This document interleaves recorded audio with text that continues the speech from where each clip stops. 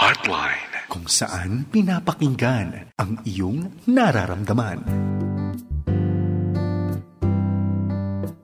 Isa na namang mapagpalang gabi sa ating lahat. Nagpapasimula na naman po tayo ng isang mahabang linggo at bilang Lunes ngayon, samahan niyo kami sa pagsasaere ng paborito niyong counseling program, ang Heartline Monday Edition. Ito po ang inyong Ate May Gomez, isang resident licensed counselor mula sa Amara Counseling and Training Center, na paminsan-minsan po ay humahalili kay Kuya Archie de la Cruz sa programang ito ng Heartline Monday Edition. Hayaan ninyong samahan namin kayo ngayong gabi mula 9:30 hanggang 11 ng gabi, at ngayon nga po ay 26 na ng buwan ng Agosto. So, susunod na buwan ay Burr months na. Napakabilis talaga ng panahon. So, hindi natin namamalayan. Pasko na at New Year na, magpapalit na yung taong 2024. So, mga kaagapay, nagbalik eskwela na nga po yung marami nating estudyante at kasabay nito ang pagbuhos-buhos ng ulan, pagbaha. Kaya naman po naging mas mahirap yung biyahe at traffic, lalo na sa maraming lugar, lalo na dito sa Kamaynilaan. Kaya nga po mabuti na pinaplano natin yung ating mga schedules para maiwasan po nating nahuhuli sa ating mga klase, trabaho, at sa ating mga appointments kung saan man yan. Ngayon nga pong gabi, espesyal po ang gabing ito dahil napaunlakan tayo ng dalawa sa aking mga kamanggagawa sa ubasan ng Panginoon. At sila po ay mga masisipag at mga kagalang-galang na pastora sa kanilang mga iglesia. Mga kaklase ko sila sa pastoral counseling sa Asian Theological Seminary at tanungin po natin sila kung sila po ay available at searching. Sila Pastora Bing Oliva at ang isa pang kaibigan si Pastora Flor Aristotel. Sige, hello. Baka gusto niyo pang bumati. Yan, binabati ko ang mga tao sa buong mundo. Salamat dahil mabuti tayo. God is protecting us and blessing us. Hanggang ngayon. Ate Flor, ikaw. Yes, magandang buhay po sa ating lahat sa kabila ng mga hinaharap nating mga kalamidad everywhere in the world. And yet, God is good all the time. Yeah, amen. God is good. Alam nyo, question sa akin yun, bago pa kayo kumuha ng kursong pastoral counseling, kasi mga kaagapay, kaklase ko itong dalawang ito, no? Ano po yung, nag-udyok talaga sa inyo, bakit kayo kumuha ng pastoral counseling? Sa akin, gusto ko lang ma-improve yung sarili ko. At saka kasi graduate ako ng psychology. Okay. So, para bagay siya. So, hindi lang naman tayo magpo-focus sa spiritual, kung hindi yung physical, mental health din. Kailangan natin yon. Kaya, yun, in-endure ko yung 4 years. Enjoy. Ngayon ko lang nalaman, Ate Bing, na na psychology graduate ka pa na. Okay. Kaya bagay siya, di ba? Oo, tama. Kaya, yun. Ikaw, Ate Flor? Ako naman po ay isang pastora, full-time pastor. Nagmi-minister ako sa mga kabataan. At ang daming problema. At hindi ko alam kung paano i-deal. And I as a pastor, you are talagang focusing on the Word of God, but actually ministering is ministering to the heart. Okay. At iyon sabi ko, if I'm only preaching the Word of God without application, paano ko i-relate sa buhay nila, mahirap. Kaya sabi ko, next to preaching is counseling. Kaya naisipan ko mag-enroll sa ATS at dito ko talaga naintindihan na ang counseling pala hindi lang spiritual, kung hindi paano to nauunawaan ng mga tao at paano nila mai-apply sa buhay nila. Kasi hindi naman tayo ang magbibigay ng solusyon kung hindi sila ang magdi-discover ng solusyon sa mga problema nila. Naalala ko si Ate Flor nung nag-aaral tayo. Lagi siyang may baong case na galing sa mga kwentong buhay sa kanilang church, no? Yes, talaga. Kaya pero paano nyo nakikitang nakatulong yung pag-aaral natin ng counseling sa mga ministry nyo sa church nyo? Kasi nung una, syempre bilang pastor, ang nakikita mo lang yung spiritual thing lang, parang ay kapatid, ipag-pray mo yan, ganito, ganyan. Pero unlike kapag nag-aral ka ng counseling, mas nawawiden yung perspective at saka mas malalaman mo kung papaano ang gagawin sa problema. Oo. Kaya sobra siyang helpful. Sobrang helpful. Sobra. So nag-widen yung perspective mo about experiences ng tao. Nag-widen siya. Bilang pastor, syempre, alam mo naman ang buhay natin. Minsan, pro bono. Madalas pro bono. Always. Oo. Tapos, hindi, meron naman, may i-refer, parang nagiging bread and butter na rin natin. So, malaking bagay siya. At nakakakuha ng friendship. Oo. Talagang, di ba, by God's grace, kunyari, gumaling yung tao, naging maayos, magiging friend na kayo ng families. Kaya nakakatuwa. Nagkakaroon ng connection. Connection. Ikaw naman, Ate Flor. Ako rin, talagang nag-iba yung aking pananaw when it comes to counseling. Before is, ito yung sinasabi ng Word of God.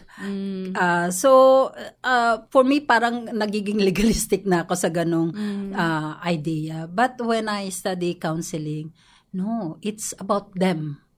It's about them, their story. And how, paano mo maririnig sila. That is very, very important. And I learned to listen more. Yun ang mahalaga, yes, no? I learned to listen more before. I think yun yung pinakamahalaga sa natutunan natin. Makinig. As a pastor kasi, you talk a lot But when counseling, it's you listen. You listen talaga. Ano nga church niyo, Pastora Flor? I started Mount Carmel Bible Presbyterian Church dito sa Pilipinas in 2003. Saan to located? Dito sa Novaliches. Yes. In partnership with my mother church sa Mount Carmel Bible Presbyterian Church Singapore. Nung nag-aaral kasi ako doon sa Singapore Bible College, in-adapt nila ako, nag-apprentice ako as a missionary, as a student, apprentice. And then, nung makatapos ako ng college, they partnership with me. Kaya nung umuwi ako dito sa Pilipinas, nag-start ako ng ministry dito sa Pilipinas. So, sa Novaliches? Sa Novaliches po kami for the urban poor. Yeah. Mount Carmel, no? Yes, Mount Carmel Bible Presbyterian Church. Ikaw, Pastor Bing, anong pangalan ng church at saan located yan? Nag-start ito ng 2008. Pioneering siya. Pioneering. 2008. Throne of Grace Fellowship, Pasig. Ganda ng pangalan. Throne of kasi Grace. Nakita ko ito na kailangan, pa-contest pa yun yung pangalan. Kasi gustong-gusto ko yung grace ni God. Yung grace, yung word na grace. Kailangan mayroong grace. So, yun, by His grace talaga. Nag-umpisa siya, tapos mayroon ng daughter church sa Pangasinan. Throne of Grace Fellowship, Aguilar, Pangasinan. Tapos, ongoing yung church planting sa Calawis, Antipolo. Okay. Naman. Puro Throne of Grace yun. Depende lang sa location. So may mga may mga dash. Dash Antipolo. Nakakatuwa. Mga dash. Yeah.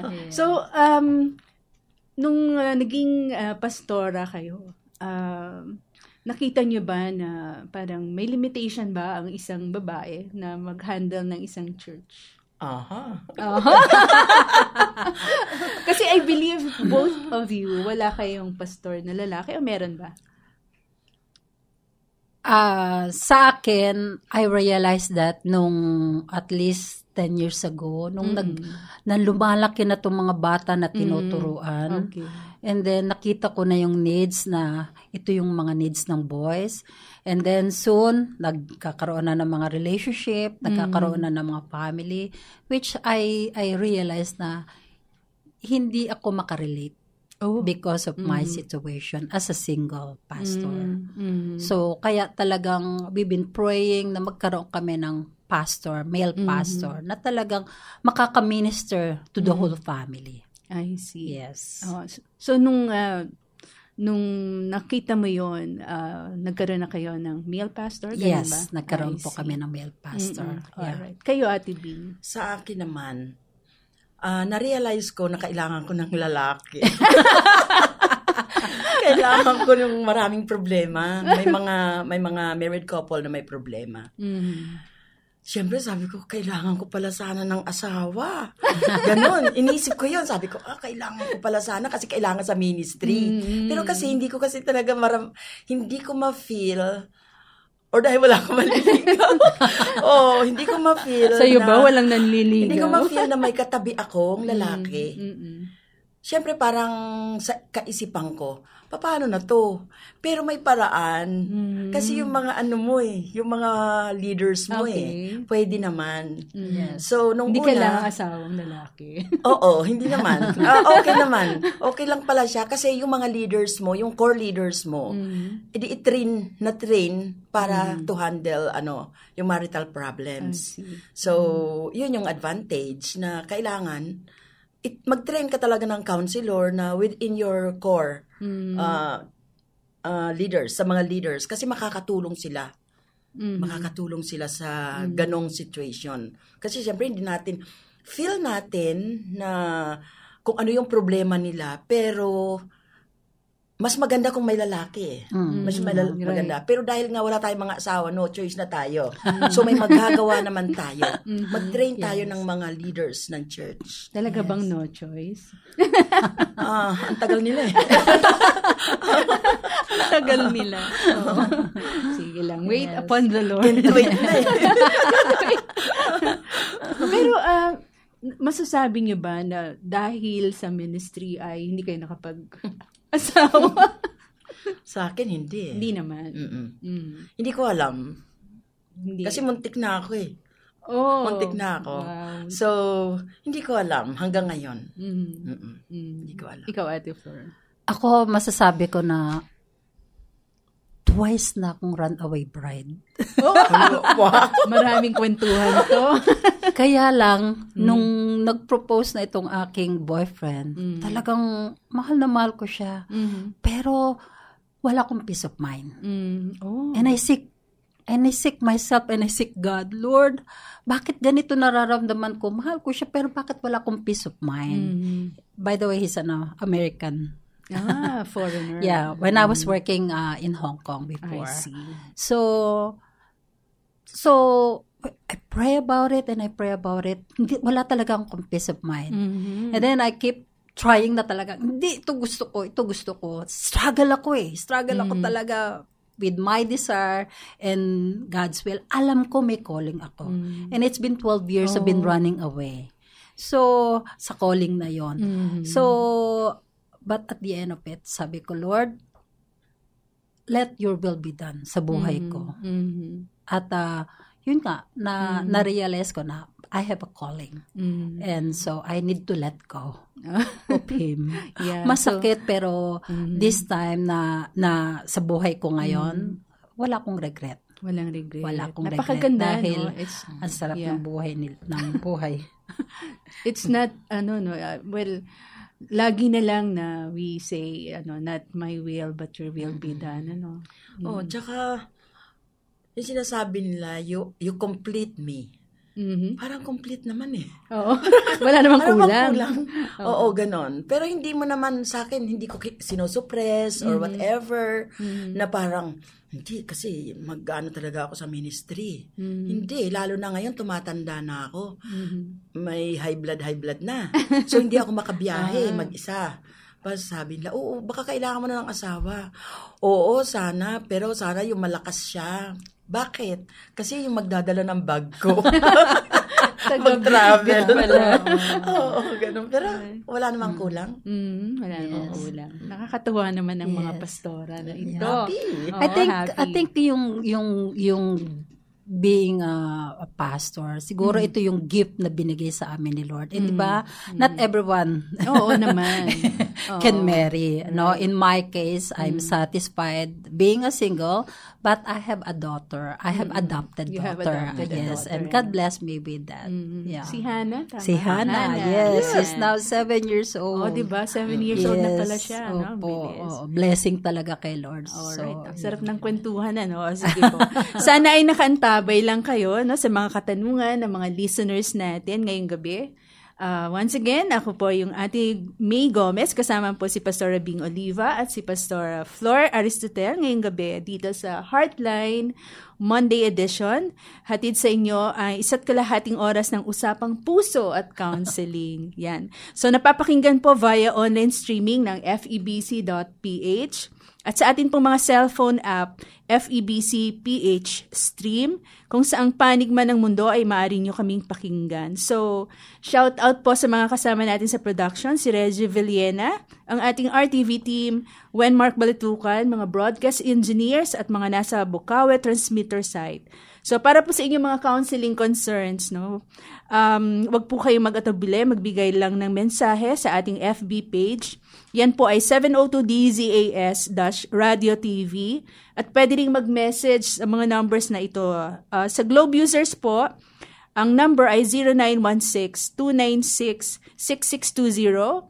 At para po sa mga smart users, ang numbers ay 0999-223-5671 at 0961-784-9351. So, bago natin pasimulan yung pagtugon sa mga katanungan na ating naipon ngayong gabi, nais ko muna pong batiin yung aking family dyan sa San Jose del Monte, Bulacan.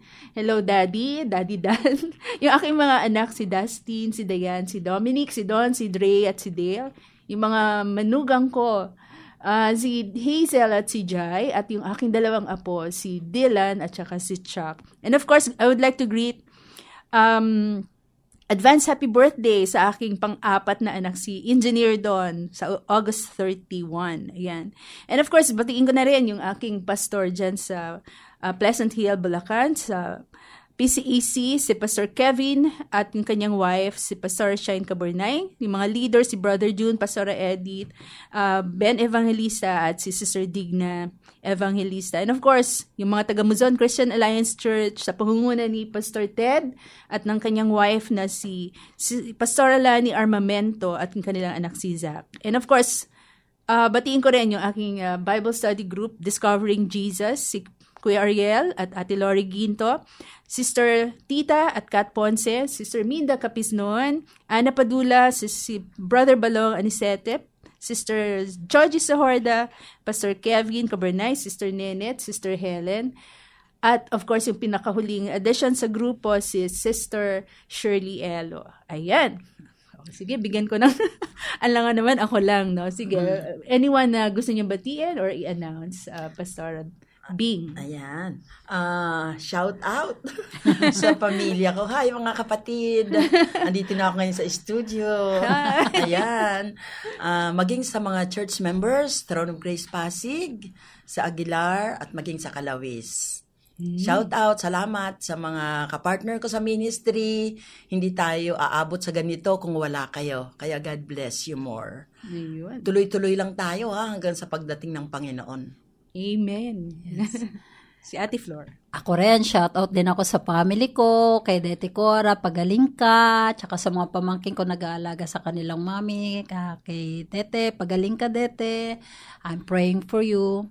Also, shout out din sa aming church, Mount Carmel Bible Presbyterian Church, Novaliches, and family, and also yung aking church ngayon dito sa San Jose del Monte, Bulacan, Mount Carmel Bible Presbyterian Church, San Jose del Monte, Bulacan. Shout out sa ating mga members, sa ating Carmelites family, and also nagpapabati din ang aming CCT, ang aming CCT group, no? Kaya start pa lang namin. Ano ba yung CCT, Ate?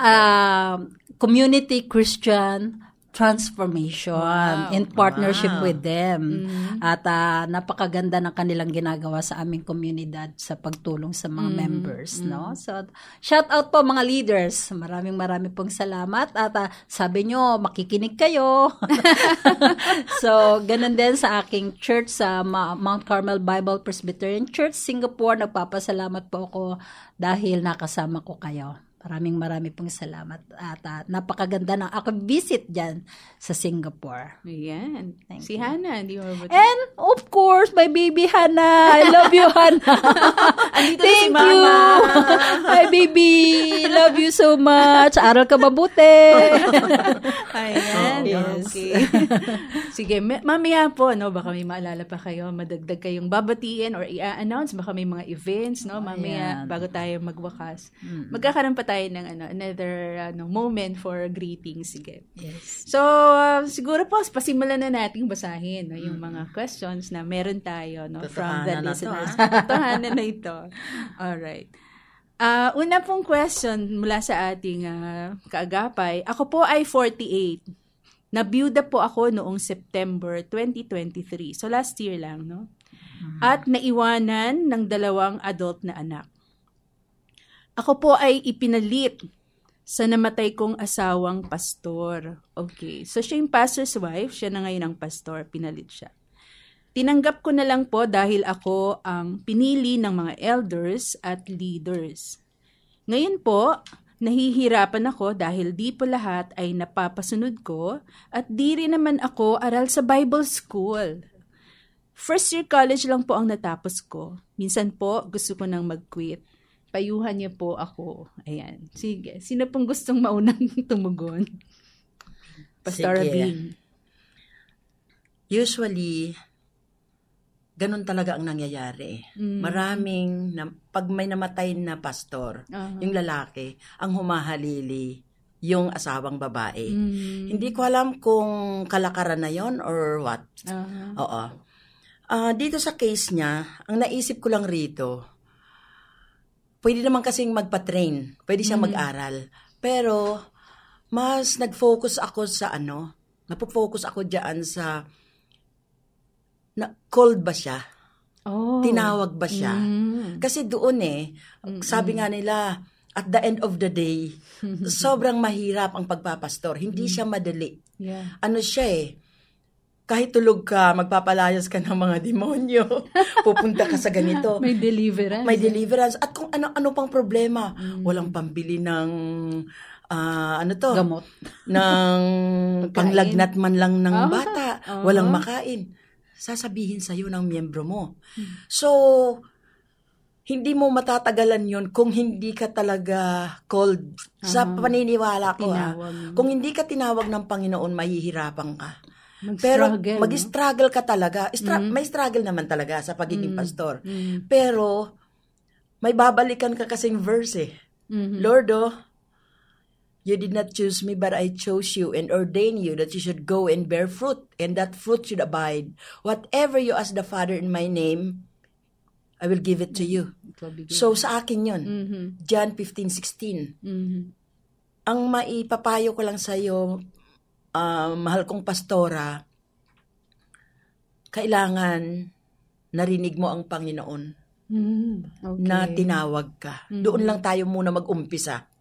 Kung may sinabi si God sa'yo na tinawag ka niya, huwag kang matakot kasi may paraan. You can be trained. Marami ang paraan, pero kailangan mag-umpisa muna tayo sa foundation. You must be called or else hindi siya matatapos na problema. Oh, okay. So, sinasabi mo na yung calling talaga importante, no, for you to really accept, no, yung trabaho or yung pagiging pastora. Kasi siya ang tumawag, siya ang magsusustain. Kasi hindi easy ito Hindi siya basta-bastang trabaho kasi life, you are giving your life, you are building lives. Hindi siya madali. So, kailangan marinig mo ang Panginoon kung tinawag ka ba talaga or hinalili ka lang. Kasi pwede naman halili muna. Temporarily. Temporary. Sige, tayo ka. Temporarily. Pero talagang kausapin natin yung mga parang kausapin mo kaya, Pastora, yung mga leaders mo, na sabihin mo yung sinasaloob mo, yung struggle mo, para maipag-pray ka ng husto kung ano ba talaga ang sinasabi ni God sa'yo. Hindi ikaw yung next inline sa kay Pastor, ikaw na. Oo, kasi may kanya-kanya nga tayong calling eh. Okay. Yun. Ate Flor, baka may gusto kayong I dagdag? agree with you being napaka-importante yung calling. Kasi being a pastor is not a calling. I mean, yung being a pastor's wife na nga, it's a calling. But leading a church, being a pastor is really have a big responsibility. And for her as a mother, when I read yung binabasa ko, sinabi niya, September na byuda pa lang siya, September 2023.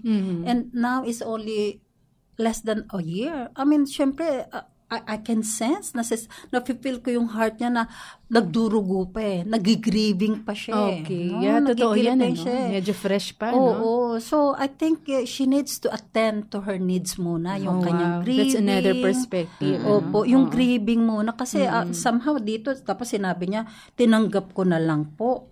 Dahil dahil ako yung pinili ng mga elders. So, in other words, pinili ka. Pero ang tanong, gusto mo ba? Gusto mo ba? Yun ba talaga ang calling mo? Kaya napaka-importante na listen to your heart, listen to God's word, and also, but for me, I think you should attend to your needs mo na bilang grieving, nag-grieve ka pa eh.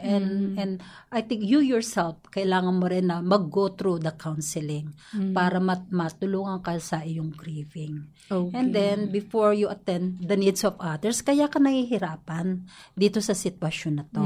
Dahil even I believe na ikaw mismo, hindi ka pa nakakapag-grieve. Hindi pa siya okay. Oo, hindi pa siya okay. Kaya nahihirapan siya na i-deal yung mga sa pagmi-minister sa mga tao. Okay. Kaya, yeah.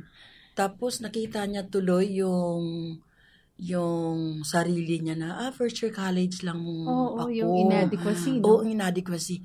Parang maraming pastor hindi naman nakapag-college. So,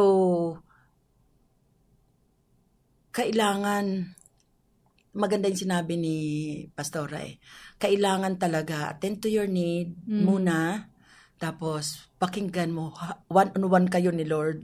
Punta ka muna sa punta ka sa Baywalk. Tapos pakinggan mo ang Panginoon kasi magsasalita siya.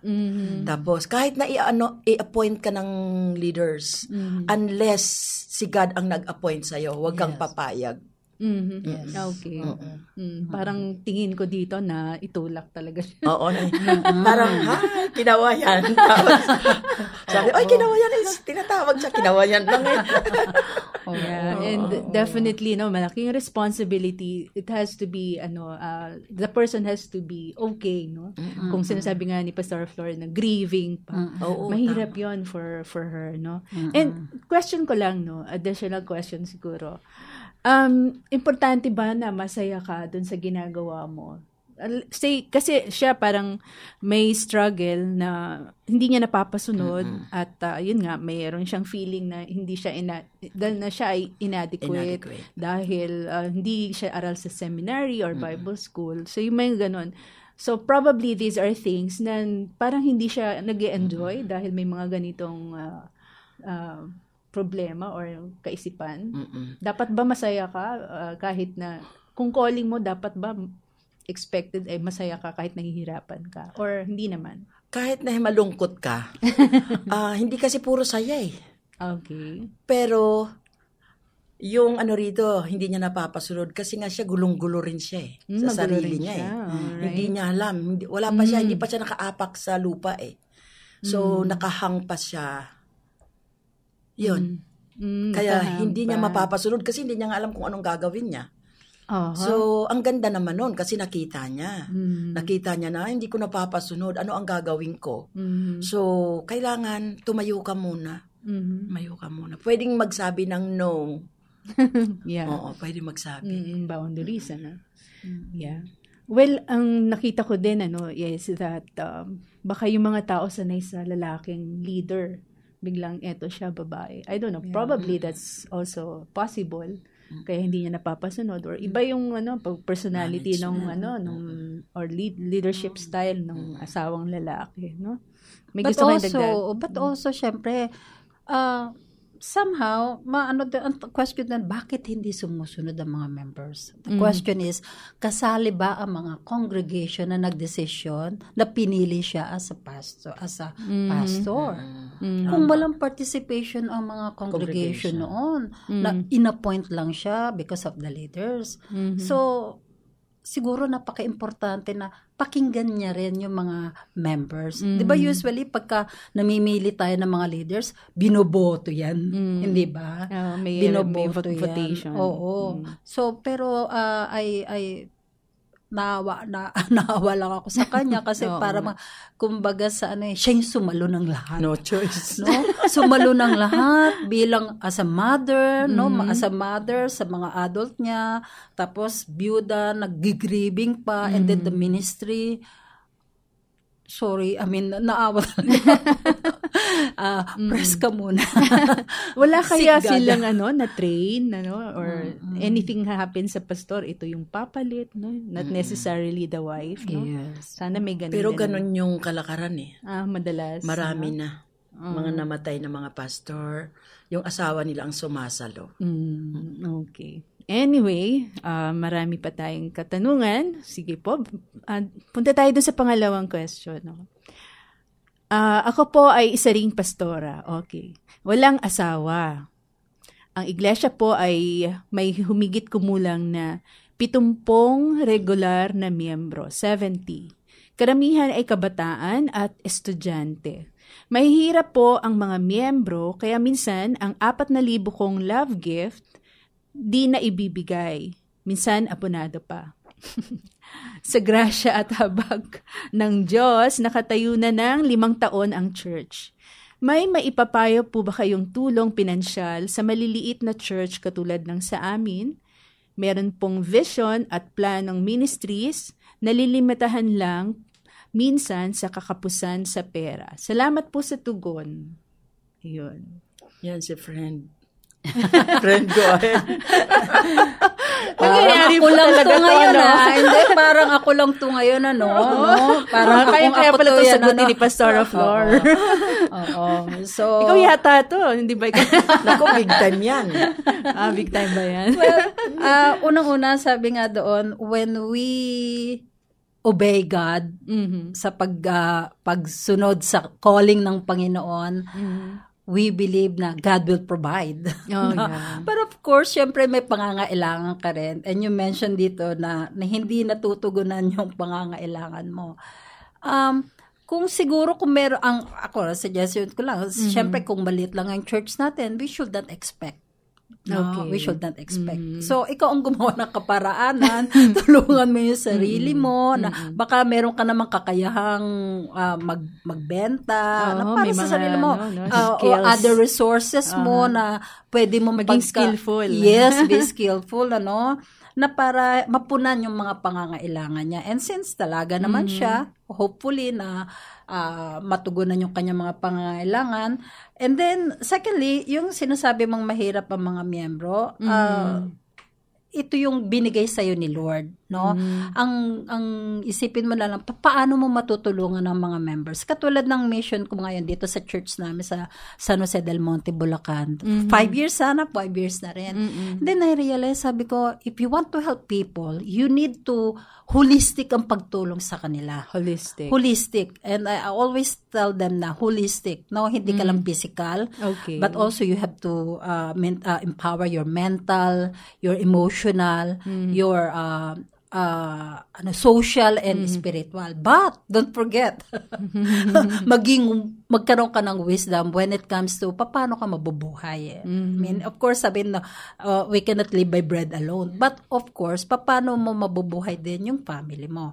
So in my case, mahihirap yung mga members namin. Karamihan mahihirap. So now what I did is sabi ko, Lord, how can I help these people? So later lang nag-join kami with the CCT group, itong mission na to ng Community Christian Transformation.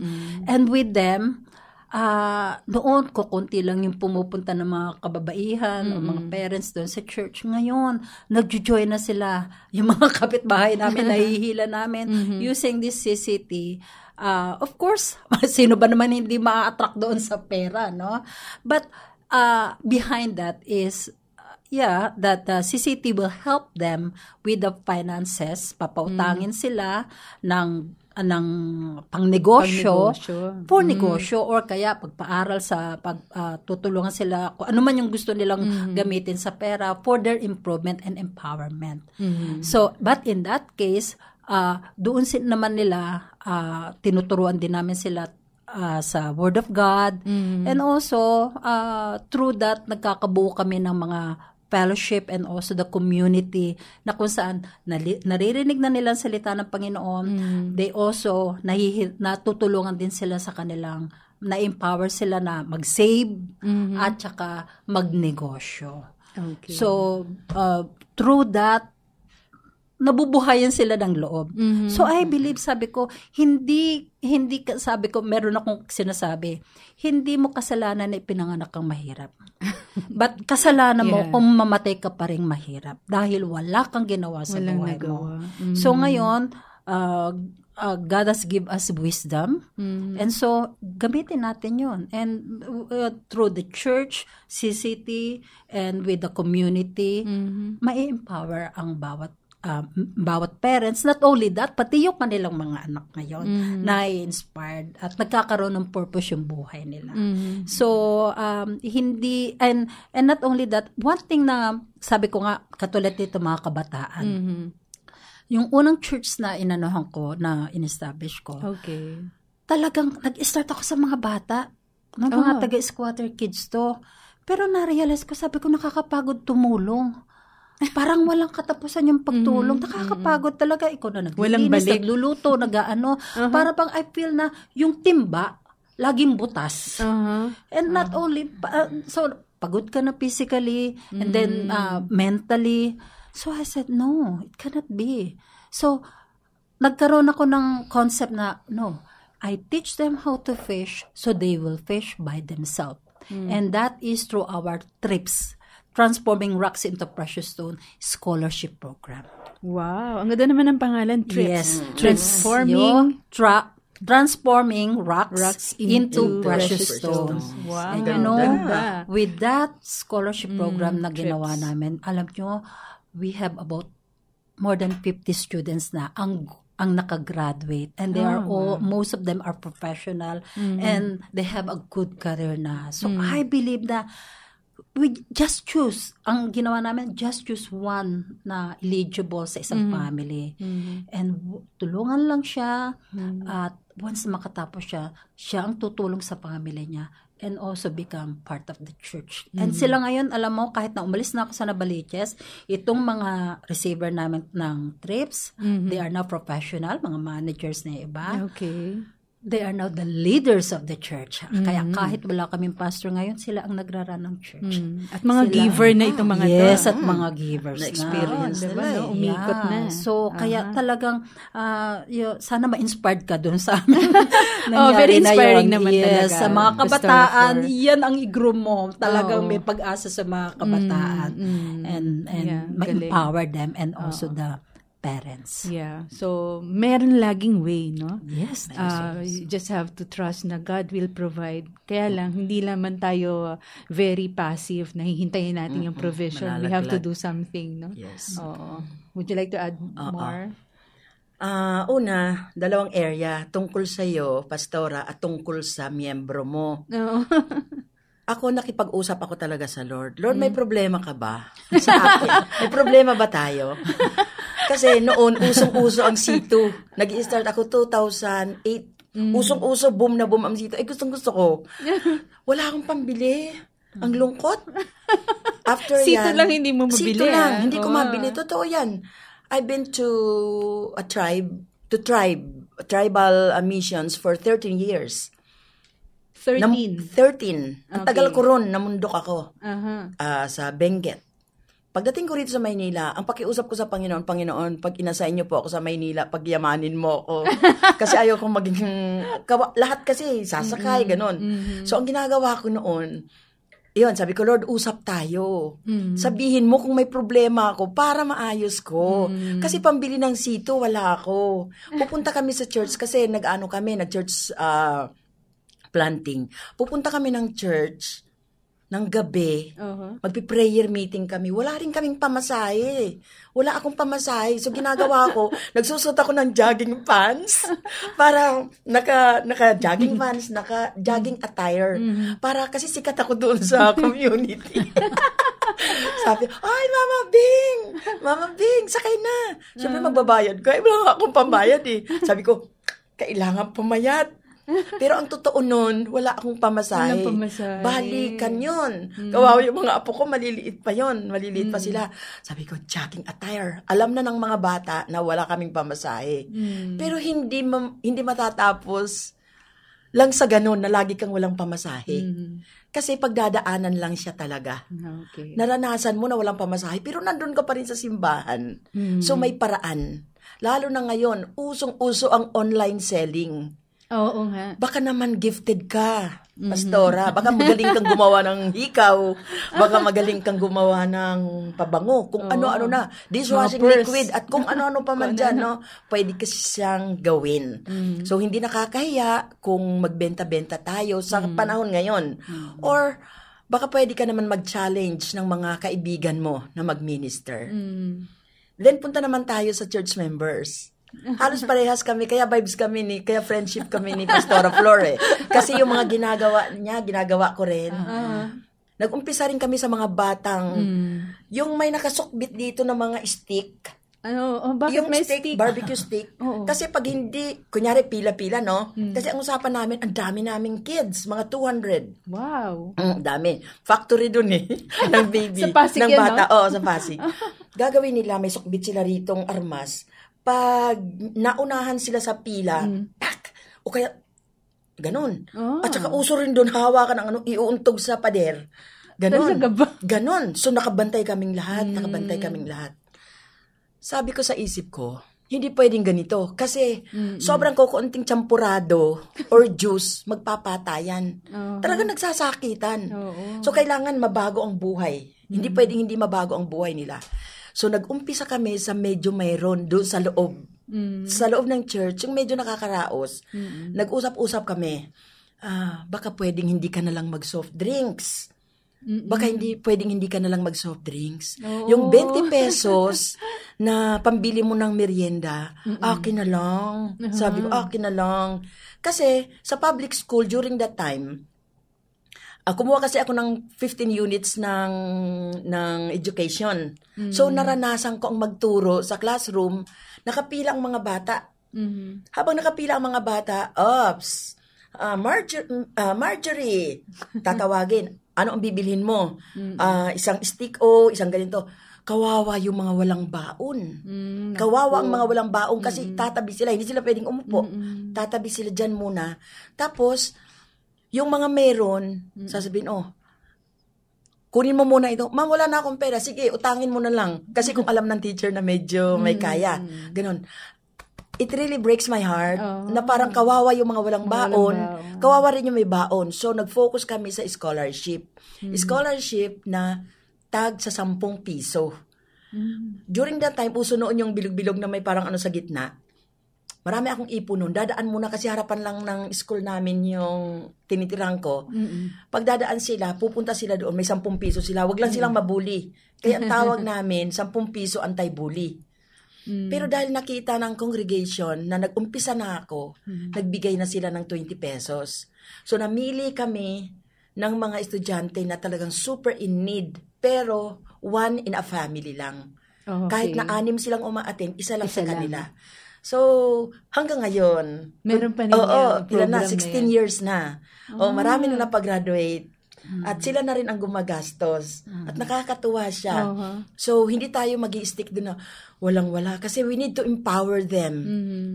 May kamay tayo, may paa. Kayang-kaya nating kumita. Kaya rin nilang kumita. So, itong recent na namin, nag-engage kami sa pabango, dishwashing. Maraming ways. Sari-sari na, itlog. Oo. Sari-sari na lahat ng pwedeng ibenta pagkakitaan. Hindi naman nakakahiya na magbenta. Kasi nakakatuwa nga yung venture ko ngayon sa pagbebenta ko, no? Yung mga suki ko, hindi na kinukuha ang sukli. Kunyari, ang nabenta ko is 710. Bibigay nila 1,000. Oh, wow. O kaya 430, bibigyan nila 500. Keep the change. Ay, sobrang malaki. Hindi, sa'yo na yan. Sa'yo na talaga yan. Alam mo, favored ka ng Panginoon, pero talagang kailangan magtrabaho. Hindi na uso yung yung pastor na naghihintay lang ng support. Lalo na wala pa. Pero dadating din ang time. For sure ako ibibless ka ng Panginoon at ang iyong simbahan. Yes. So paminsan-minsan maganda rin yung nawawalan, no? Kasi doon ka nagkakaroon ng ng heart to really be creative, na lumapit sa mga members mo na dati ay kung marami ka namang resources, siguro hindi mo kailangan na lalapit at minsan doon mo nakikita kung sino talaga yung may heart for for the mission, yung ganyan. Pero kasi ang sa karanasan ko, kasi missionary talaga ako eh. Oo. Napapagod ako. Napagod ako mag-raise ng fund. Kaya sabi ko, Lord, ayoko na, pagod na ako. Total sa'yo naman tong ministry, kung pagpapalain mo ako, di pagpalain mo ako, kung ayaw mo, di wag. Parang ganun ang usapan namin. Pero hindi may stop ang ministry ng Panginoon eh. Hindi mo may stop yun. Pero you can tell everything what's inside you. What you're feeling and thinking na, Panginoon, bahala ka. It's you. It's about you. Yeah, and this is your work. Yeah, and this is your work. At saka, kasi ako, sinabi ko na sa sarili ko, ayoko na mag-race. Pagod na ako dyan. Uy, magre-race ako kasi punta ako ng balero. Punta ako sa ganito. Uy, ganito, may training ako. Napagod ako sa ganon. Oo, kaya ngayon kung ano-ano na pinagtitinda ko. Pero syempre, hindi sapat yun. God is good. He provides in His ways. Yeah, amen, no? Yeah. And naniniwala ako doon. Imagine, 5 years na yung church nila, no? Malapit na yan. Imagine, kumbaga sa nag-survive. Nag-survive talaga. So, yung mga bata or mga kabataan na nag-i-stay doon, i-challenge niya. I-challenge niya na empowered talaga. And then, nila na talagang tulong-tulong na na empower ang mga members, and at the same time meron naman tinatawag na adapt at church. I believe that merong ibang mga churches na gustong mag-adapt ng kung anong maitutulong nila. Yeah. So I believe maghanap na siya ng mga ganun, mga resources na ganoon. Sige. Basahin natin yung pangatlong question. Siguro ito yung last bago tayo mag-break. Magandang gabi po. Ako po ay isang pastora. Katulad natin, mga pastora. 45, ngunit may head pastor po na 34 years old lang. May dalawa pa rin pong associate pastor bukod sa akin. Ang problema ko po ay matagal na pong nagpapahiwatig itong mas bata naming head pastor ng pagtingin sa akin. Alright. Bagamat binata ay di ko po magustuhan dahil sobrang bata. Pero 3 taon na po yang nanliligaw. Mabait po pero di ko talaga magustuhan. Marami na po ang nagsasabing i-consider ko daw po. Alright. So, wala siyang question pero yun yung kwento niya. Nung comment natin dito, love life naman ito, hindi na pera. Pumapag-ibig si Pastora. Go mo yan. 45 daw siya. 34 yung pastor, yung head pastor. Oo nga. Go ba yan? Sa akin, age doesn't matter. Age doesn't matter. Iyon, babalik pa rin ako. Kailangan sinabi rin ni Lord sa kanya, nag-go siya. It's always the Lord who has kasi the last say. Pastora kasi siya eh. Oo, tama. Associate pastor. Mahirap yun. Na magkamali siya. At head pastor, itong naliligo sa kanya. Oo. Yung buhay nilang dalawa. Oo, at stake. Pag nagkamali, nagkamali ng dinig. Oo, nagkamali ng dinig. Alright. Hindi ko alam kung may konting kilig si Pastora dyan sa magtanong. Parang mayroon po. Pastora, parang mayroon. Oo. Unless nasabihin sa'yo ni Lord na siya, go. Why not? How about you, Pastora Flor? Sa akin is listen to your heart. Heartline na. Heart talaga. No, pero the heart can be deceiving. Meron bang ting? Diyan sa puso mo, no? Sabi nga sometimes hindi naman sa personality ng isang tao, sa looks, no? Na nakukuha, na magustuhan mo isang tao. Is sometimes yung sinasabi nga, 'di ba, nag-aasawa ang isang babae at lalaki is to complement. Compliment. That to complement.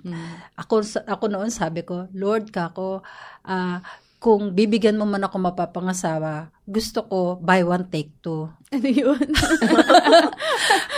Ako at saka yung ministry. Okay. Yun. No. So, kung mamahalin niya, buy one take two. Akala ko si Hana eh. Alam ba, one take three. Yung ministry ko pala. Take three yun. Yun talagang Take three ka prayer na ko. ngayon. Sabi ko, Lord, kung mag-aasawa man ako, mamahalin niya ako at yung ministry. Dahil kung ako lang ang mahal niya, pero yung hindi ministry, hindi ito ang kalooban mo. Pero kung mamahalin niya ako at yung ministry, ito yung kalooban mo. Siguro kaya hanggang ngayon. But anyway, sabi nga, listen to your heart. Ang importante dyan is, kausapin mo muna si Lord. Ito ba talaga ang kalooban sa'yo ni Lord? And para walang pagsisisi. Nanganak ko ba siya? Oo nga eh. Pero pwede naman siya mag-ampon. Yes, and at the same time, kung talagang sincere naman si pastor, ano? I diba? think sincere. Kasi 3 years na. 3 years na. Sana all talaga. Yeah, baka meant to be. Go na yun. Go. Gina G ba? 3 years eh. Sana invited kami, Oo, paki-invite naman kaming tatlo. Yes. Alright. Yes. Okay, so napaka-valid po ng mga issues no, ng ating mga senders nitong mga question na ito. No? Mga pastora sila. No? So, itong mga concern na ito no, ay may mga iba pa rin mamaya natutugan na natin. No? Salamat po sa mga questions na yan no, na mga pinadala ng ating mga listeners and mga viewers. No?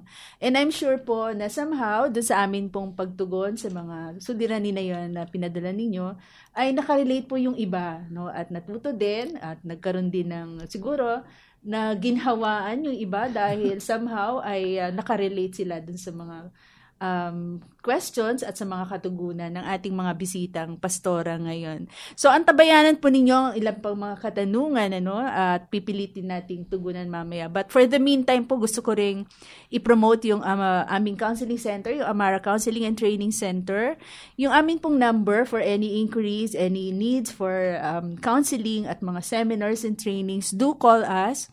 Sa number na ito, 0995-203-2231. At yung amin pong address, malapit po kami sa Commonwealth, Quezon City. Ang exact address ay number 3 Ligaya Street, Isadora Hills, Barangay Holy Spirit, Quezon City. And if you are someone na sanay pong mag-email, ang amin pong email address ay amaracenter2015@gmail.com. So we do counseling for individuals, couples, families, no, on any issues, lalo na po sa mga mental health issues no ng ating mga kaagapay, and of course yung mga seminars on different topics na within the bounds of our expertise as licensed counselors. Alam ko po no na may mga babatiin pa sila, pero ako muna. Binabati ko yung aking kasambahay dati, si Jean Dugol-Dugol na nandyan sa Negros Occidental. Yung mga kaibigan ko, yung mag-asawang Mike and Amalyn Victorio, si Sister Mercy Templo Nuevo, Sister Techi Barbadillo, ito yung mga lagi kong binabati. Si Brother Bernie, Ate Malu Palmes, at yung kanilang anak si Paul Palmes sa Muzon. At mga kaibigan natin sa Asian Theological Seminary na lagi ko ring binabati, si Ate Nati Cruz, si Grace Digman, si Jing Burias, ayan. At marami pa sila, no? And of course, yung akin pong mga kasamahan sa Andrew Theological Seminary, sila Bishop Vic Vergara at yung kanyang asawa, si Pastora Rowena or Weng Vergara. At sa lahat ng mga estudyante dyan sa Andrew Theological Seminary, hello po sa inyo. Ayan. Alright, so bigyan ko po ng pagkakataon yung aking mga magagandang pastora dito sa mga greetings pa. Maganda talaga. Assuming. Okay, ako naman ang announcement ko sa mga church members ng Anong announcement yan? Ikakasal ka na ba? Sa Pasig at saka sa Aguilar. Mag-ipon-ipon na tayo kasi sure na ang ating family day. Hindi natin alam kung saan tayo dadalhin ni Lord, kung sa Vigan, Baguio, or sa rainforest ng Pasig. Basta ipon-ipon tayo. Yun lang ang announcement ko. Wow, family day, masaya. Family day ng church. Ako naman ay ini-invite ko po kayo sa aming anniversary, 25th anniversary ng Mount Carmel Bible Presbyterian Church sa September, 3rd Sunday of September. Ang aming 21st anniversary. 21st anniversary na, no?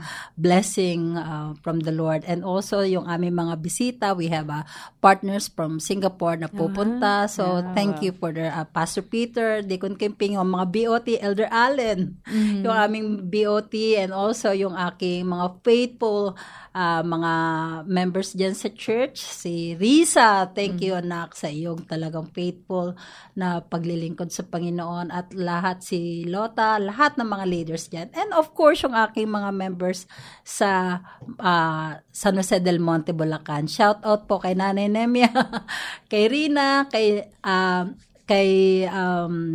Liza and Jessa. Pagbutihan nyo pag-aaral, last pagbutihan nyo para makatapos kayo ng inyong Bachelor of Science in Early Childhood Education. Ayan. Ito, part of the trips namin to. Sila yung first batch namin. Okay. Yeah. So, mga college na sila. Yes. Graduating na. Yes. Sila na mga yung katuwang ko sa gawain sa church. Umiikot lang talaga ang buhay sa church. Yeah, yung mga dating mga nagtatakbuhan, mga paslit, sila na yung mga pagdating ng panahon. Hindi kasi sabi nga, at this time, hindi, kailangan double work din. Kasi nga, hindi na tayo bumabata. Kaya kailangan, we need to leave the legacy. At magti-train ka na din talaga. Yes, talaga. Hindi katulad yung kanina, di ba? Yung nag-send sa atin ng question na parang wala bang ibang na-train na leader? Yung pastora na yung automatic na pumalit, ano? Samantalang hindi niya feel yata pa, no? Kasi sinasabi ko nga, pakinggan nyo naman ang Panginoon, baka tinatawag kayo. 60 na ako, magpas pa doon, parang pangit na sa harapan. Uugod-ugod yung pastor na nasa harapan. Siyempre, mas maganda yung bagong... may vibrancy. When it comes sa ugod-ugod, talagang I was very motivated sa ating schoolmate na si Pastor Jojo Bibe, 'di ba? Na despite of the fact na gano'n ang situation niya, grabe talagang pa rin ang ministry niya. Kaya Pastor Jojo, saludo. Love you. Saludo kami sa iyo. Tagal ko na rin hindi siya nakikita. Alright, sige po. So, wala na ba? Pwede na tayong magbasa ng katanungan. Handa na kayo ulit. Yes. Okay, ito yung ating susunod na question. Ako po ay pastora. Pastora to ulit, no? At 53 na siya. Sa isang malaking denominasyong kinabibilangan, at bagamat may kaya po ang ilang miyembrong pamilya, sadyang napakaliit po ng lingguhang ikapo. Ano po ang magandang gawin para maengganyo ang katapatan sa pagbibigay sa gawain ng Lord? So, ang problema niya ay giving, no? Bagamat sabi niya, marami namang may kakayanan na pamilya, pero maliit daw po yung collection. Okay. Usapang pera, balik tayo. Usapang pera. Naisip ko nga ito, kailangan mag-series siya ng lessons. Series. Series. At saka kung pwede, mag-import siya ng speaker. Okay. Seminar. Okay naman na magtuturo ang pastor, yung local pastor sa simbahan niya. Pero minsan awkward, no? Parang... Oo nga, totoo. Parang nafe-feel ko yung awkwardness. Oo, yung awkwardness. Parang, kapirahan kasi gusto magpadagdag. Hindi naman iniisip ng miyembro. Hindi naman iniisip ng miyembro ko yan na ganyan. Pero parang awkward siya. I-series lang para at least alam ng buong simbahan na aaralin nyo yung ganito. Kasi ang problema dyan, kapag ka hindi mo na series at patalon-talon, yung consistency. Kunyari, tithing. Kaaral ko kagabi ng puspusan ng tithing. What is tithing? If you are really into tithing, parang wow, napaka-generous naman. It is not. It is not generosity. You're just returning what is God's. Kasi kanya naman yun eh. Okay. Sabi nga Totoo. once you give your tithes, you are preventing yourself into greediness. Kasi you are telling to yourself that you don't own that money. It is not yours. It's God's. So, kung ang problema mo, maliit ang bigayan, hindi pa, baka kailangan nilang matutunan ito. Oo. Tapos, syempre, ang number one pa rin, mapalalim ito. Kailangan mag-mature yung mga tao sa Panginoon.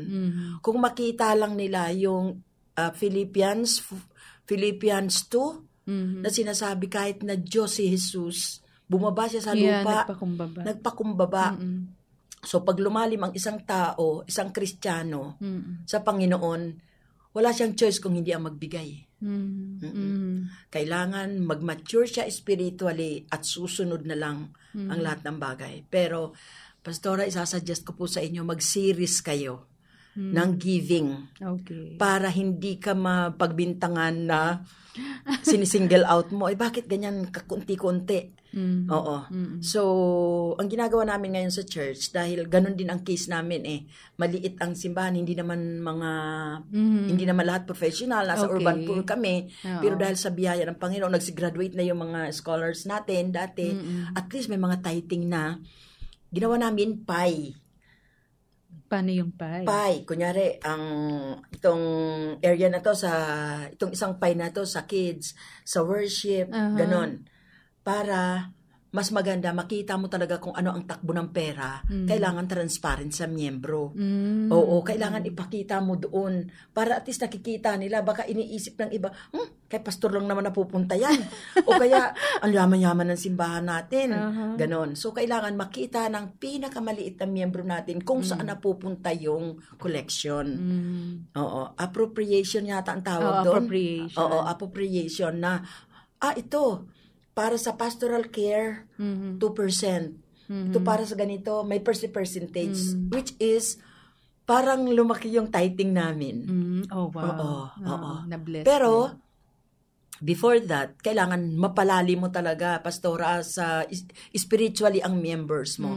Kasi hindi sila magbibigay talaga kung hindi sila malalim sa Panginoon. Okay. Pero, yung issue na kailangan ay hindi naman issue, yung sinabi mo na maganda hindi si pastor, magandang kukuha ng speaker. Siguro yung expert on finances. On finances, tama. At of course Christian, para may integration, yung approach, na hindi lang puro the economic side ng church, kundi yung spirituality, sabi mo nga mapalalim.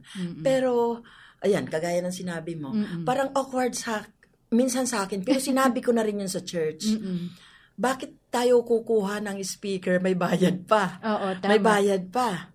Tapos dapat talaga ako magsasabi sa inyo So kung naka-series ka, ligtas ka Sa tingin ko, kahit ikaw na lang.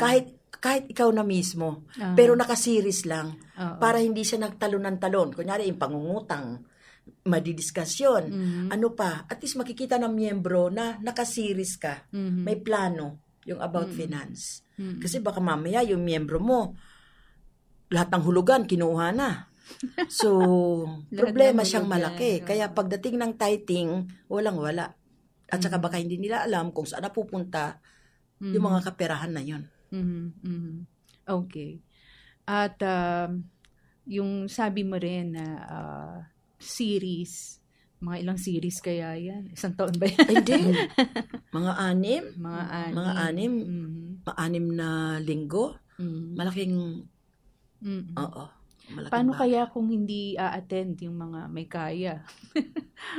Baka kala nila, baka nahihiya pa sila or what? Siyempre, gagawa ka ng scheme papaano. Kasi kami sa church ngayon, hindi perfect po ang simbahan namin pero we are trying to really be organized. 9:30 Sunday school. 9:30 to 10:30. 1 hour. Sobra siyang exciting. Kasi kukunin mo talaga kung ano ang mga tanong ng miyembro mo. Tatanungin mo, gagapangin mo Ano ba yung gusto nyong aralin natin? So, sasabihin nila, Pastora, gusto ko pong ganito. Sige, titignan natin kung ano yung first thing first. Kunyari, yung nitong recently, ang inaral namin is, papaano ka ba kakain table manners? O kaya yung pag-iimbita. Kinumbida ako sa party. Pwede ba ako magsama ng isa? Paano ba ang behavior sa pagkain? Mga etiquettes. Table etiquettes. Oo. So, sobrang ganda niya. Talagang sobrang exciting. Kaya, yun problemahin nyo lang, Pastor, kung papaano nyo bibigyan ng pang-inganyo, pang-kamon yung event na yan. Kasi hindi mo siya pwedeng i-separate doon sa worship kasi hindi na babalik yan. So, idugtong mo na lang or posibleng before ng worship, aral na kayo. Before ng worship. Ate Flor, baka may gusto kayong dagdag. Naalala ko nung ito until now nag-aaral pa rin ako ng TNET, no? It's a training for the discipleship for the pastors actually. Okay. And one of the things na once na dapat namin gawin is to preach 5 lessons on stewardship. No, and it's really a series. Talagang napaka-important in series, and you have to start that at the beginning of the year. Na yung 5 series na yun dapat ipipreach mo once a year. No, it's to remind.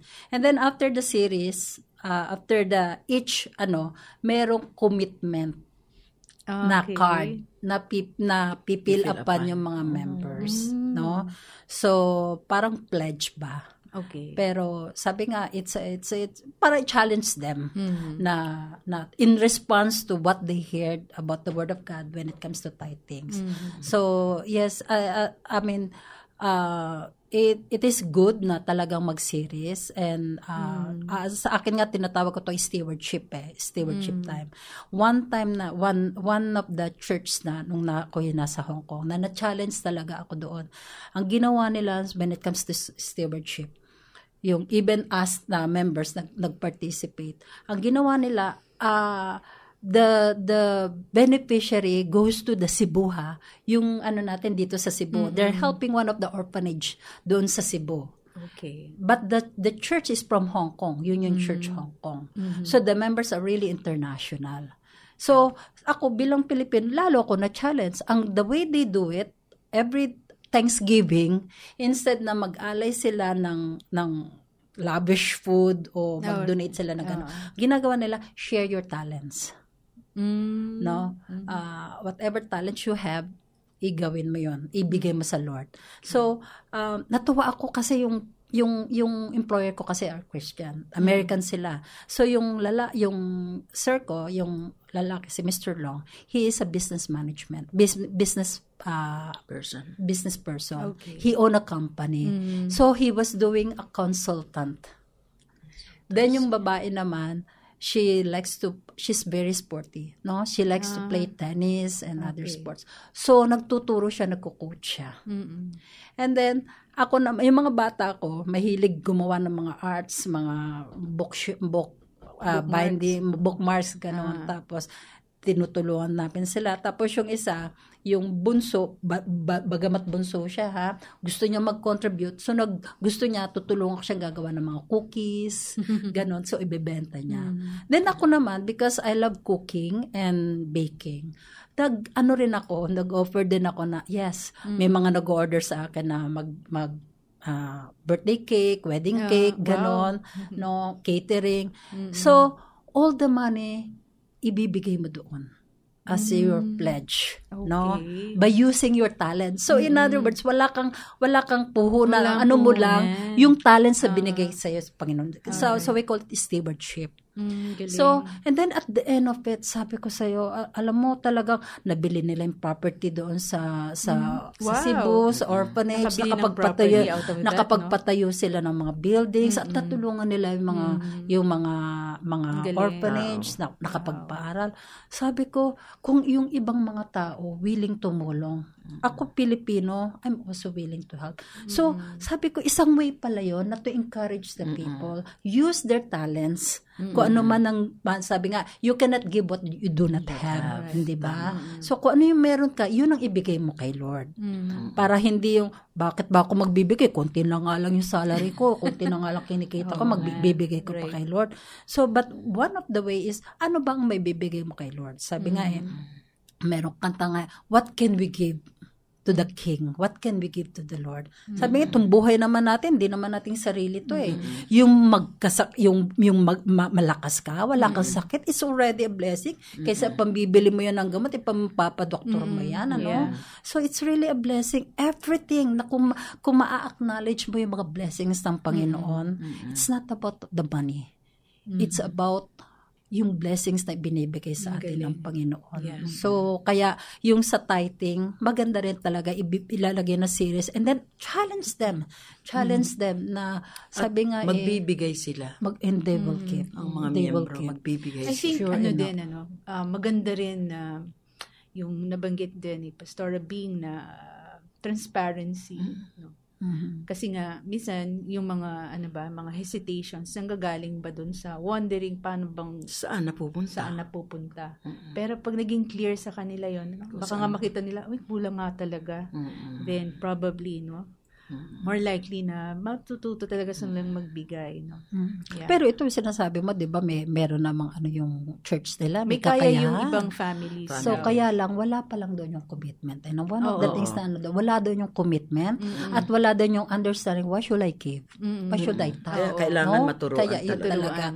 Kasi maraming mga tao na wala pang ganong deep understanding when it comes to giving. I heard one church say na kaya hindi nila pinakikita yung finances ng church dahil nasisilip daw ng ibang members at inuutang.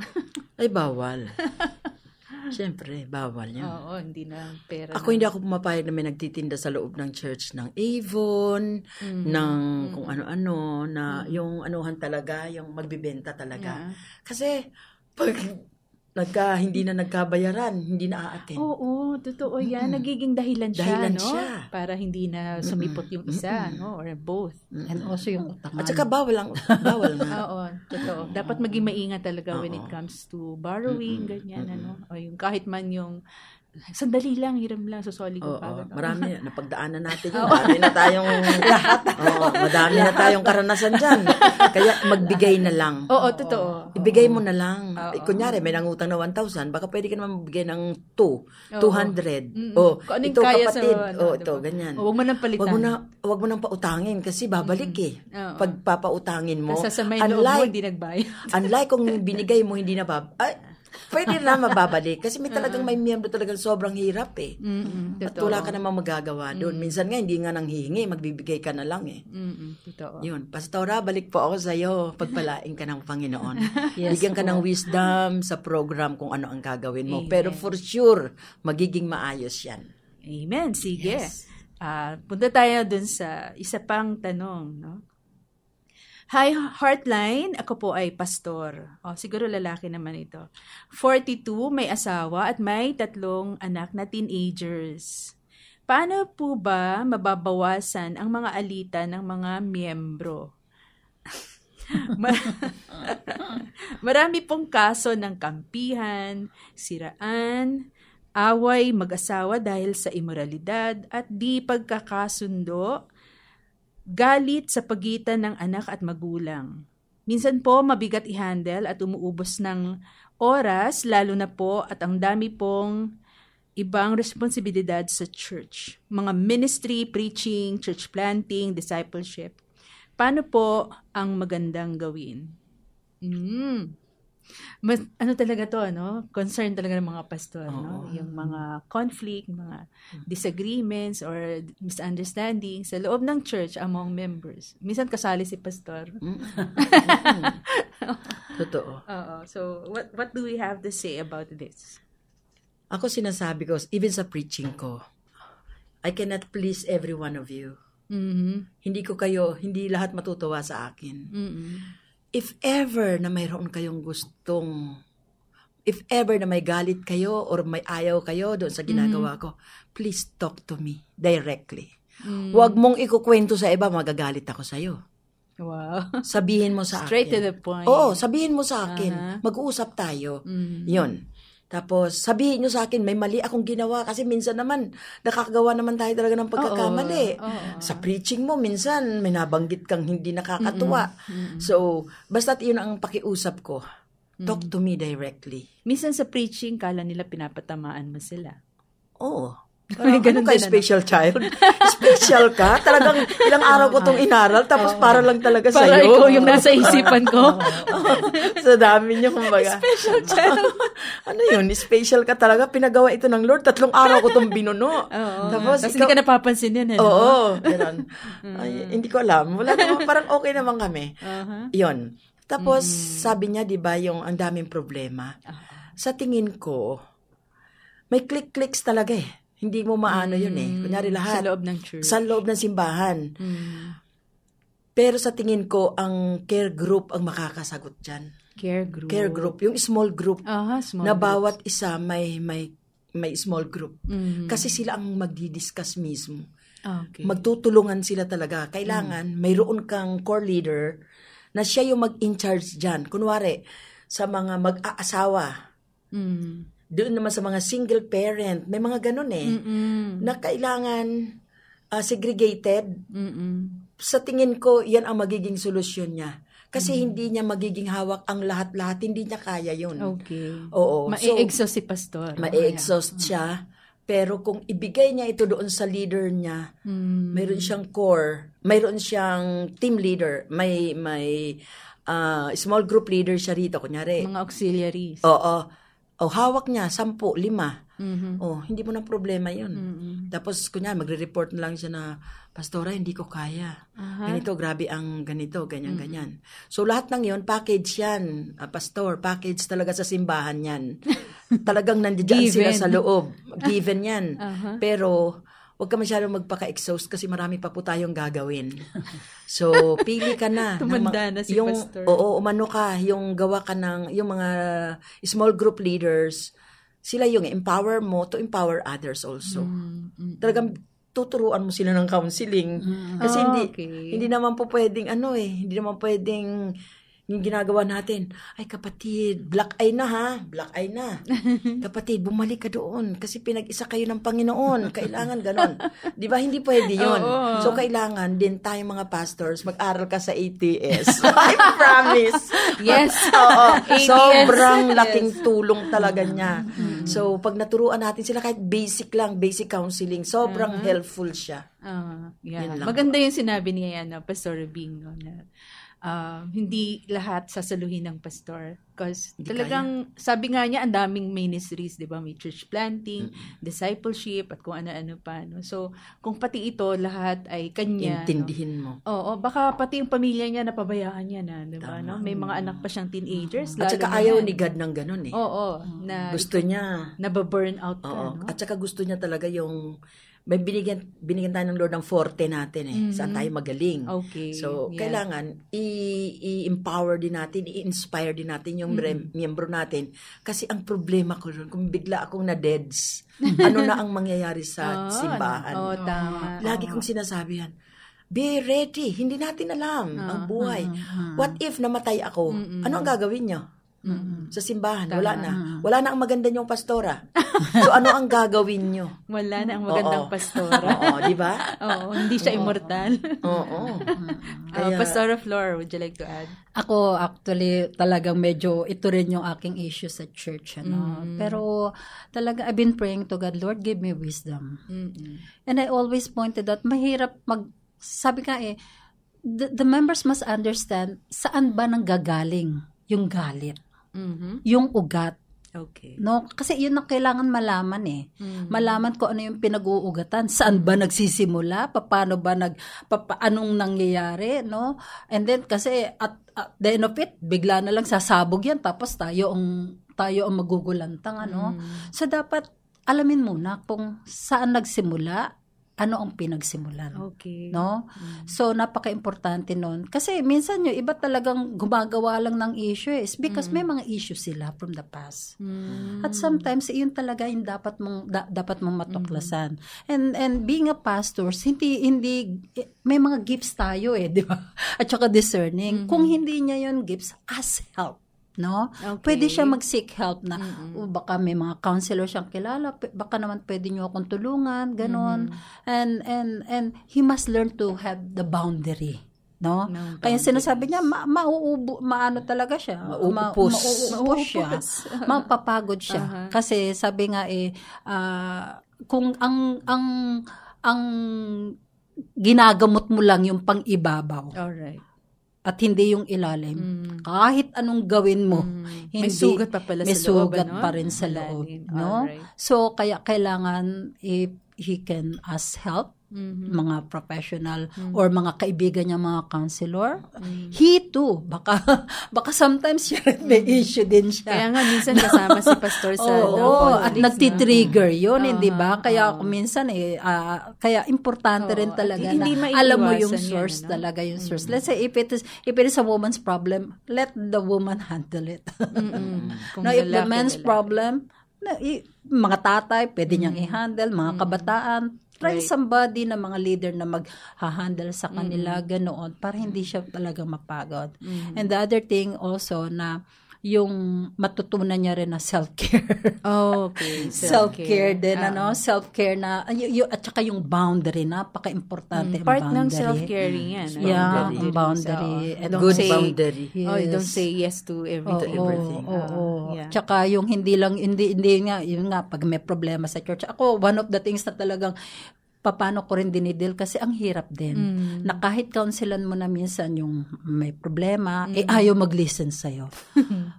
Talaga sasabihin ko, Lord, give me a word na maririnig nila para ma-enlighten sila. It not comes from me, but it's from your word. So most of the time, talagang dinadaan ko rin sa preaching. Just to prove to them na ito yung sinasabi ng Bible. Hindi yung sinasabi ko lang. Hindi dahil gusto kong kampihan o meron akong pinapaligan. Kung hindi, ito yung sinasabi ng Bible Ano ba sinasabi ng Bible? Paano mo ma-identify na kasalanan yung ginagawa, immoral yung ginagawa?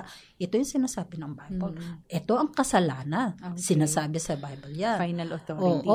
At para maiwasan mo yung pag-judge na makita mo lang may kasama yung ganun. Ay, ano na yun magiging cause na ng marites yan, no? Dadaat at lalaki na lalaki. Pero kung tuturo natin sa kanila, ano ba sinasabi ng Bible na masasabi natin kasalanan? Then, yun, marirealize na ikaw mismo, seek yourself, examine yourself. May ginagawa ka bang kasalanan? And if you have, then ask help for repentance. And then also teach them forgiveness, no? Kasi repentance and forgiveness and reconciliation. Napaka-importante niyan. Dahil lalo na ngayon, napakaraming issues sa churches na unless na somebody must repent, then there will be no forgiveness and there will be no reconciliation. So, repentance, acknowledge their sins, kung ano man yung ginawa nila, and then repent to God. And then, yung mga tao, kung sino man nasaktan nila or ask forgiveness and be forgive, then magkakaroon ng reconciliation. Alright. So, yun yung magiging sanay si Pastora Flor sa mga conflicts sa church. Actually, yung mga ganitong bagay, ay parte talaga kahit sa ang relasyon, hindi lang naman to sa church, But of course, very challenging talaga maging pastor dahil sa mga ganito na nakaganapan everyday, At wala naman silang ibang susumbungan. Pastor, may nag-aaway, diba? Hindi naman yan magsusumbong. Yung kapitbahay po namin. Pati kapitbahay, sinumbong, Lahat. Oo nga, Totoo yan, lahat na lang itinatakbo sa pastor, no? Dahil nga siguro, yung pastor ay very accommodating, yung pastor ay gentle at nakikinig, yung ganyan ba, no? At marami silang nakikita sa mga pastor. But yun nga, sabi nga natin, always that we have to check yung boundaries natin, na hindi lahat ng lumalapit ay kakausapin mo at haharapin mo. Probably, baka wala ka pang tulog, diba? Teka lang, tulog ako, usap tayo mamaya, yung mga ganyan, Yeah. So, I just wonder, Pastor Flor, yung sabi mo na kailangang makinig, you have to identify saan to nanggagaling. So, this is something na would take time, diba? Yes, that's At right. kailangan talaga dyan, may Counseling time ka. Counseling time talaga. na yan. Oo, baka Ibang usapan.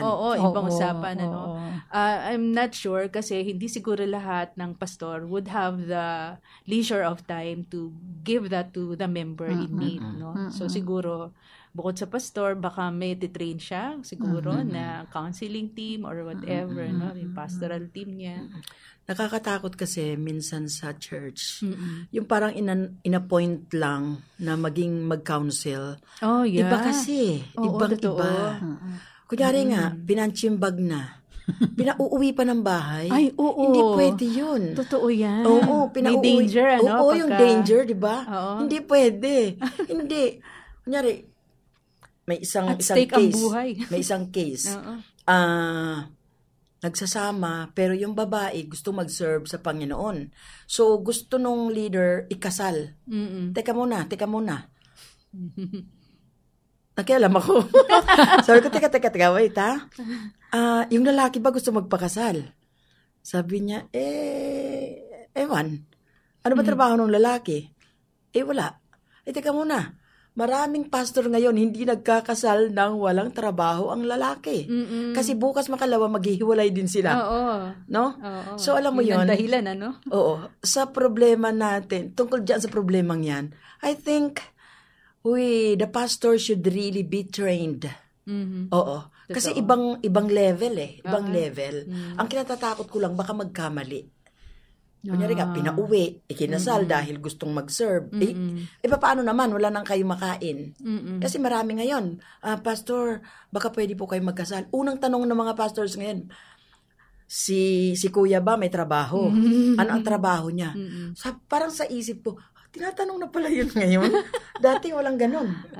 Ngayon tinatanong, ano ang trabaho ni kuya? Hindi po, may trabaho naman po pa extra. Maghanap muna siya ng trabaho bago sila magpakasal. Biro mo yun.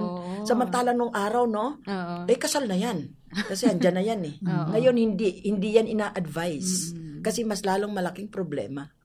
Pag naikasal mo. Pag naikasal. Yun na, doon lalabas yung mga problema. Oo, actually lumabas yun. na ang problema Kaya lang mali yung counseling nga Mali yung advice. And one of the things na inaano rin natin dito is maraming mga isyong nagre-raise up, nagiging problema ang church. Actually nga sabi ka, bakit ganun? Pagka may sakit ka, saka pupunta sa hospital. Pagka nagkasala ka, sa kulungan. Pero ang church, lahat. May sakit, mayroong problema, lahat na, nandoon. So, paano mo susolusyonan yan? No? So, yun nga, hindi tayo perfect. We are not perfect. Right. But then we need to be wise also. We need to get wisdom na papaano, hindi naman tayo magre-resolve ng issue nila kung hindi sila. And most of the things na sabi nga nangyayari ito, it's because within the family itself. Within the family itself. Kaya nga sabi nga kami, yung may mga children's ministry, we are dealing a lot sa mga sa kanilang mga attitude. Start with the attitude. Right. Character. Hanggang ngayon, ako pa rin for 5 years na church namin, I'm still teaching more a lot about the character. Kasi all the problems comes from the character Kung ano yung brought up mo, kasi most of the time, kung ano yung nakalakihan nila, kung ano yung nadala nila yun. Nagka-family ka, dala-dala mo yun. Kasi wala namang school for being a parent Kaya kung ano yung nakalakihan mo, yun nakaano mo. Exactly. Which is, siyempre, yung mga parents din natin, ano din yan victim din sila So, kaya, hindi nila na-deal noon, kaya ang nagiging victim, yung mga bata, So, tendency, yung mga bata, dadalhin sa church. Naging pattern. Yun. So, kaya nga sabi doon, unless you deal with the issue. Okay. The issue. So, sometimes ganun talaga. It takes time. It takes time na talaga uupuan mo yan, papakinggan mo, and help them to deal with it. Okay. Yeah. Okay. Wow. So, ang sarap pa sanang magpatuloy doon. Ang sarap magkwentuhan at yung mga experiences natin sa church. No? But because of the interest of time, no, ay panandali ang magpuputulin natin yung usapan. Ano? And siguro, pwede bang i-request si Pastor Bing mag-pray for this episode? Okay. Heavenly Father, we are coming before you, Lord, dito sa 5 tao, 5 listeners, at nag-send pa sila ng mga tanong. I-bless mo, Panginoon, ang bawat isa sa kanila. Alam ko, Panginoon, na kung talagang, because they are called, Panginoon, maliban doon sa isa pastora na naitulak lang, bigyan mo, Panginoon, ng wisdom ang bawat isa sa amin na makapagpatuloy kami sa paglilingkod namin sa inyo. It is not about us, but it's about you. Yes, Lord, not necessarily kailangan laging happy sa ministry. Yung makita lang namin, Panginoon, na nasa kalooban mo kami lagi, yun ang pinaka-importante. Para, Panginoon, magawa mo yung gusto mo. Thank you, Lord. Kasi pag nagawa mo, Panginoon, nagawa namin yung gusto mo, matutuwa ka. Yes, at maluluwalhati ka, Panginoon, sa aming kalagitnaan. Yes, Lord. Maging God sa mga listeners ngayon na kung ano man ang kanilang pinagdadaanan, walang lingid sa inyo. Everything is heard, everything is seen. Yes, Lord. At alam ko, Panginoon, na pwede kang mag-intervene in Jesus' name. Yes. If it is health, in Jesus' name. Yes, in Jesus' If it is relationship, in Jesus' name. Yes, in Jesus' If it name. is finances, kayo na po ang bahala. Yes, sa lahat ng aspeto ng buhay namin, we entrust everything into your hands. Yes, Lord. Lord, doon sa mga malalayo sa kanilang pamilya, ikaw, Panginoon, ang magbigay ng way na gumawa sila ng paraan to connect with their families, Yes, especially Lord. to their children, regularly, Yes, Panginoon. Yes, Lord. Iba't iba ang nararanasan, iba't iba ang choice namin, but everything is our offering to you. Yes, Lord. Lahat ng magaganda, lahat din ng mga pangit, binibigay namin ito sa inyo. Yes, Lord. We bless you, God, for this opportunity to join with May, God, Yes, sa Lord. program na ito. Yes, at pabayaan mo, God, na marami pang tao ang maaabot. Yes, Lord. Ilagay mo lang, Panginoon, ang inyong banal na kamay sa anak mong ito, maging sa kanyang partner, Panginoon, sa kanyang buong pamilya. Lord, kina Archie, at sa iba pa, Panginoon, nilang mga kasamahan dito, pagpalain mo, pabayaan mo, Panginoon, na maraming mararating sa buong mundo. Amen. Yes, ang Lord. FEBC, Panginoon. Yes, Lord. Purihin ka. Salamat, Panginoon, maging si Pastora Flor. Hayaan Yes, mo, God. God, yung even the unspoken request niya, Panginoon, Yes, ikaw din Lord. ang tutugon nito. Yes, Lord, Lord. allow us to really be in tune with you and allow us, God, to serve you till the end of our time. Yes, Lord. We love you so much and thank you for this Lord, privilege to be your ambassadors. Amen. We thank you, we love you, and this is our thanksgiving to you, Father, in Jesus' name. Amen.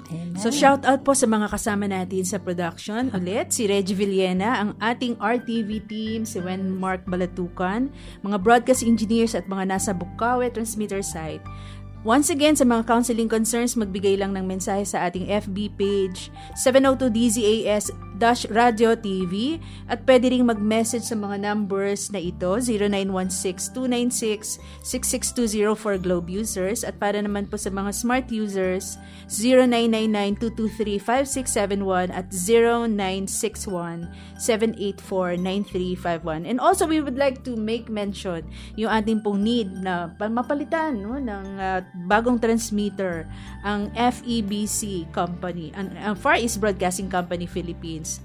At kung meron po kayo at hingi po kayo ng Panginoon to give to this cause ng Transmitting Signal Transforming Lives, maaari po kayong sa pamamagitan ng pag-message sa Facebook page ng 702 DZAS Radio o mag-text or tumawag sa 0916-296-6620. Yan po yung number para po gusto nyong i-express na gusto nyong magbigay sa gawaing ito. Maraming salamat po. And once again, maraming salamat sa ating mga pastora na talagang na-enjoy ko talaga yung ating discussion ngayong gabi. No? At sana ay habang nakikinig sila, nawala yung antok nila.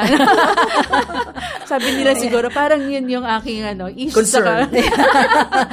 Maraming salamat, Pastora Bing, Oliva, at Pastora Flor, Aristotel. Sana may part 2. Ayan. So, maraming salamat and God bless you all. Maraming salamat po. Thank you. Love you all. Bye. Love you all. Heartline